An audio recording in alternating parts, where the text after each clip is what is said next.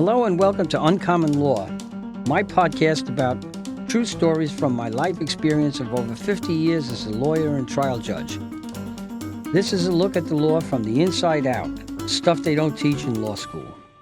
This is Judge Rudy Greco, retired Justice of the New York State Supreme Court. Decades ago, CBS TV anchor Walter Cronkite was acclaimed as the most credible man in America, and it was well-deserved at that time. One local TV anchor, who was a regular at my friend's bar and restaurant, the Notorious Cheapskate, of him it was said, this guy would rather die than part with a dollar bill, and he almost did. Late one evening, 3 gunmen walked into my friend's bar and restaurant, and it was midweek, it was quiet, it was after midnight, everything was still out on the street. And 3 guys walk in, one of them with a shotgun, 2 of them with pistols. They turn the guns on the bartender and 3 guys drinking at the bar and tell them, lay on the floor behind the bar out of sight of the anybody who was passing by, who might be passing by, although nobody was around. And that guy with the shotgun kept watch on the 4 of them. The other 2 guys with the pistols advanced into the back of the business. And the first thing they come upon is the middle of the business, which was 2 restrooms, a cloakroom, and a kitchen. And they checked out the restrooms. They were empty. And one guy with the pistol went into the kitchen where the Tunisian chef and the Dominican dishwasher were under control of that guy who stayed there. The 3rd gunman advanced all the way to the back to the dining room, and he put the pistol that he had alongside his thigh, held it down, pointing down alongside his thigh. It wasn't sticking out. And he walked into the dining room to see what it was. And the dining room was almost empty. There was a waiter there and one customer, the anchor man, who had just finished a hamburger and a few drinks, and he was a little tipsy. And he was there with a female companion who was clueless. And it turns out when that last gunman walked into the room, the anchor had just at that moment handed over to the waiter, or was about handing over to the waiter, a $50 bill to pay for his hamburger and a couple of glasses of wine that he had. And just as he was handing it across to the waiter, the gunman just reached out and snatched the $50 bill, and he was standing behind the anchor man. So the anchor man didn't really know. All he saw was a hand reach out for the 50, and being the kind of guy that he was and very dollar conscious, he reached out in a knee-jerk reaction and grabbed the hand that took the 50 and said, "Give me my 50." And the reply was, "F you."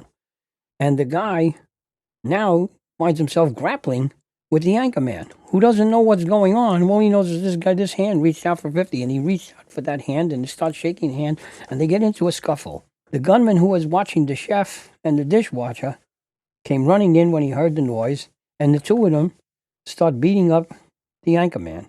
And it got a little serious there, and they had him down, and they were kicking him. They were really aggravated with him, and they started hitting him in the head. One of the gunmen had his pistol and started hitting the anchor man in the head with the butt of his pistol. And the dishwasher, the Dominican kid, who saw the whole thing, heroically jumped in between them and said, "Stop, stop, you're going to kill him, stop." And they stopped. Now, the chef was left alone in the kitchen, was alert. A Tunisian guy, very smart guy, good guy, great chef too. He ran out the side alley, out to the street, and a block away was the police precinct. He ran right to the police precinct, told them what was going on. They came back. As they were exiting, after they were only there 3-4 minutes total, 5 minutes, after they cleaned everybody out of watches, jewelry, or whatever they could take that was valuable, they walk out the front door, the 3 gunmen, facing the barrels of 4 uniformed cops that were waiting in ambush for them. And they got arrested. Well, the next day, the whole story hit the newspapers.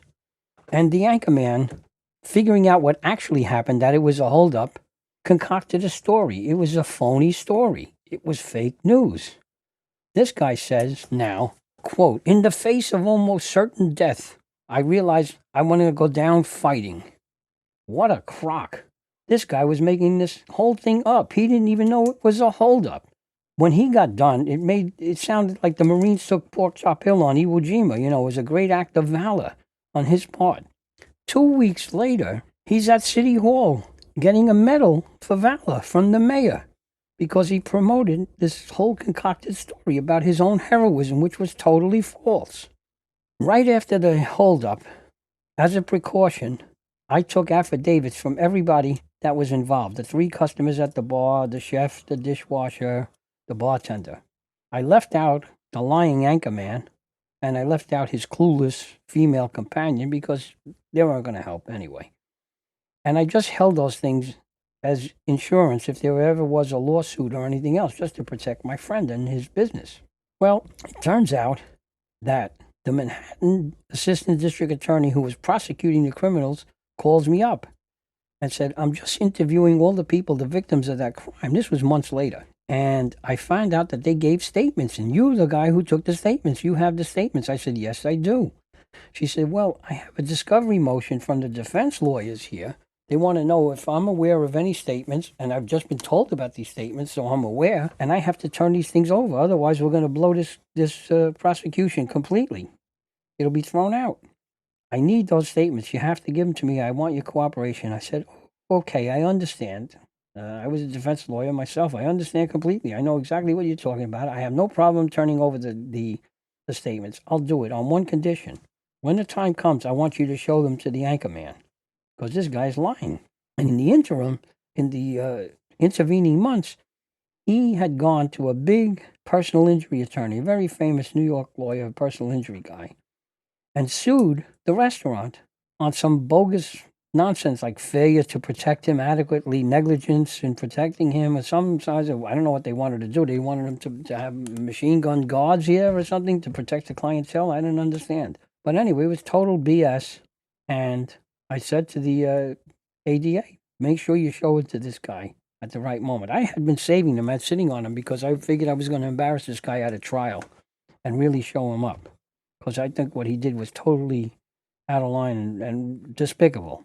Well, she showed the anchor the affidavits, and very quietly, he dropped the suit forthwith, as we lawyers say, right away. Because he knew that would torpedo his case completely, and he would show him up for the liar that he was. Well, it turns out that this was the second time I had humiliated this guy, and apparently he never learned, and he never again looked me in the eye. But for years on after that, he kept faking his nightly news and reading to his viewers on TV, and it went on for years and years and years. So I guess he was no hero, and he was not certainly a Walter Cronkite. And today, nobody believes TV anchors. I wonder why. Thanks for listening. Come back next week for another episode of Uncommon Law, lessons they don't teach in law school. I'm Judge Rudy Greco. Court is adjourned.